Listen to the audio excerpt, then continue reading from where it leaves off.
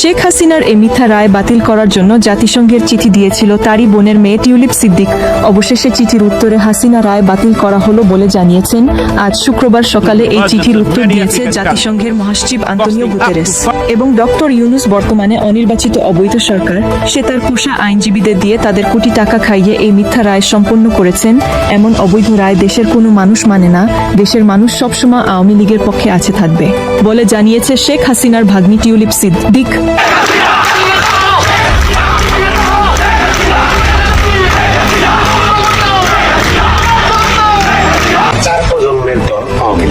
এই দলকে নিচ্ছিন্ন করে দেওয়া সম্ভব না, এই দলকে দাবি রাখা সম্ভব না, কোনো কিছু সম্ভব না। এই দল যেভাবে আপনি যতই ম্যাটিকুলাস প্ল্যান করেন, যাতে নাই করে দেওয়ার চেষ্টা করেন, যতই আপনি উদাহ করে দেওয়ার চেষ্টা করেন, সময়ের চাহিদায়, জনগণের চাহিদায়, জনগণের ভালোবাসায় এই দল ফিরে আসে। অতীতে আমরা দেখতে পেয়েছি। এবং এক তথ্যের ভিত্তিতে জানা গেছে আওয়ামী লীগ ছাত্রলীগের নেতা সাদ্দাম হোসেন 30 তারিখে আওয়ামী লীগের কর্মসূচি ঘোষণা করেছে এবং তারা মাঠ পর্যায়ে নেতাকর্মী নিয়ে উপস্থিত থাকবে।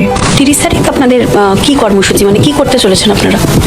ইতিমধ্যেই এই দখলদার ফ্যাসিস্ট অবৈধ গণতান্ত্রিক সরকারের বিরুদ্ধে চলমান আন্দোলনের অংশ হিসেবে 30 তারিখ পর্যন্ত বাংলাদেশের সমস্ত জেলা উপজেলা পর্যায়ে বিক্ষোভ প্রতিবাদ এবং প্রতিরোধ অনুষ্ঠিত হবে। আজ শুক্রবার বিকেলে আওয়ামী লীগের কর্মীরা লাঠিসুটা নিয়ে জয় বাংলা স্লোগান দিয়ে মিছিল করতে দেখা গেছে।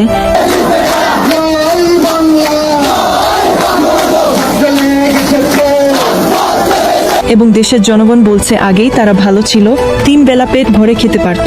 বর্তমানে তারা ঠিকমতো চিকিৎসা পাচ্ছে না, বেঁচে থাকা তাদের জন্য কষ্টকর হয়ে যাচ্ছে। এই জাতিরে ঠিক করতে হলে শেখ হাসিনার দরকার, এছাড়া কেউ পারবো না। শেখ হাসিনা খুনি আমরা তো দেখি নাই খুন করতে।